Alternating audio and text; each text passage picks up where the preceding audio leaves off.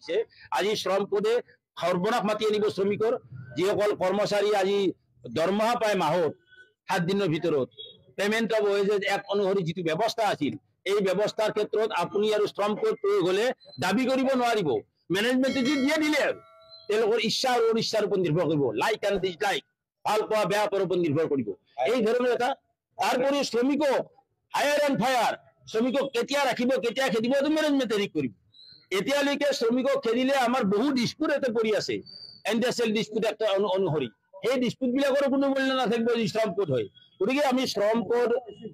প্ৰয়োগ কৰাৰ আমি তীব্ৰ বিৰোধিতা কৰিছো অসম চৰকাৰৰ ওচৰত দাবী কৰিছো চৰকাৰখনেতো মানুহৰ সপক্ষে থকা বুলি বৰ ভাষণ মাৰি থকা মানুহ হিমন্ত বিশ্ব শৰ্মা ডাঙৰীয়াই তেখেতৰ ওচৰত আমাৰ প্ৰস্তাৱ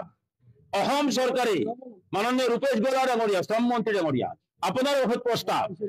আপোনালোকে বিধানসভাত বা কেবিনেটত এটা বিশেষ প্ৰস্তাৱ লওক যে অসমৰ নিচিনা পশ্চাৎপদ ৰাজ্যত শ্ৰম কোড আমি প্ৰয়োগ কৰিব নোৱাৰিম এই কথা আপোনালোকে জনাই দিয়ক যদি আপোনালোকে সঁচা অৰ্থত শ্ৰমিকৰ সপক্ষে আছে সঁচা অৰ্থত যদি শ্ৰমিক কৰ্মচাৰীৰ সপক্ষে আছে তেতিয়াহ'লে এই প্ৰস্তাৱ আমি ৰাখিছো তেখেতসকলে সেই প্ৰস্তাৱ প্ৰেৰণ কৰক আজি 10 বছৰ ধৰি অসমৰ ন্যূনতম মজুৰি ঘোষণা হোৱা নাই লাভ কাৰ হৈছে লোকচান কাৰ হৈছে লাভ হৈছে পুঁজিপতিসকলৰ লোকচান হৈছে শ্ৰমিকসকলৰ এতিয়া শ্ৰমিকৰ লোকচান কৰাৰ কাৰণে এইটো শ্ৰম বিভাগ আছে নেকি এইটো বোৰ্ডখনতো লেখা আছে শ্ৰমিক কল্যাণ বিভাগ লেবাৰ ওয়েলফেয়াৰ ডিপাৰ্টমেণ্ট এইবিলাকৰ অৰ্থ প্ৰয়োগ প্ৰায়োগিক অৰ্থ থকা উচিত গতিকে আমি কৈছো যে এই প্ৰায়োগিক অৰ্থ প্ৰয়োগ কৰি হলেও শ্ৰমিকৰ ন্যূনতম মজুৰি আদায় দিয়াৰ ব্যৱস্থা কৰিব লাগে এইবিলাক মুখ্য দাবী লৈ পেলাই আমি কাৰ্যসূচী লৈছিলো 20 তাৰিখ আজি দেশজোৰা ধৰ্মঘট আছিল ধৰ্মঘটৰ সলনি আমি দাবী দিৱস পালন কৰি আছো শ্ৰম কোড আৰু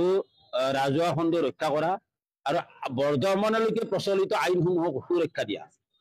আমি আজি যিসকল বিষয়াই আজি ৰাতিপুৱাৰ পৰা কৈ থকা সত্ত্বে এতিয়ালৈকে অহা নাছিল এতিয়া বাৰু আহিছে তেখেতসকলৰ জ্ঞাতাৰ্থে আমি জনাব বিচাৰিছো সকলোৰে অসমত এই শ্ৰম বিভাগৰ অস্তিত্ব নাথাকিব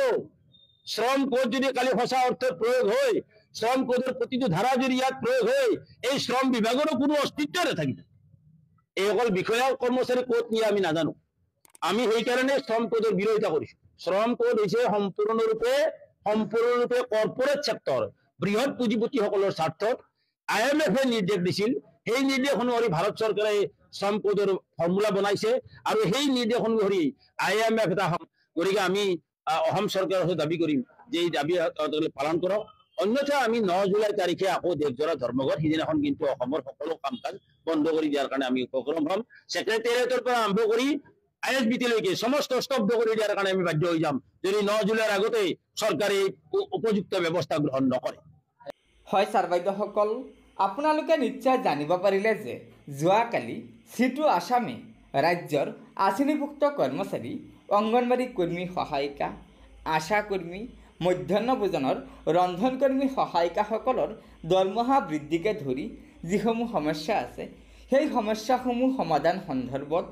লগতে ৰাজ্যৰ NPSৰ অধীনস্থ চৰকাৰী কৰ্মচাৰীসকলৰ বাবে পুৰণি পেঞ্চন পুনৰ প্ৰৱৰ্তন কৰাৰ দাবী জনাই সিটু আসামে যিখন প্ৰতিবাদী কাৰ্যসূচী গ্ৰহণ কৰিছে এয়া নিশ্চয় ৰাজ্যৰ আঁচনিভুক্ত কৰ্মচাৰী আৰু NPS কৰ্মচাৰীসকলৰ বাবে এটা বৃহৎ কাৰ্যসূচী হয় সেয়েহে লগৰ বন্ধু বান্ধৱীক এই ভিডিঅ'টো শ্বেয়াৰ কৰি আজিৰ এই গুৰুত্বপূৰ্ণ খবৰটো জনাই দিব লগতে নতুনকৈ অহা ছাৰ বাইদেউসকলে পৰৱৰ্তী সময়ত ৰাজ্যৰ চৰকাৰী কৰ্মচাৰীসকলৰ বিভিন্ন খবৰসমূহ সম্পূৰ্ণ শুদ্ধ তথ্যৰ ওপৰত পোনপ্ৰথমে পাবলৈ অনুগ্ৰহ কৰি আমাৰ এই চেনেলটো ছাবস্ক্ৰাইব কৰি ল'ব ধন্যবাদ জয় আই অসম।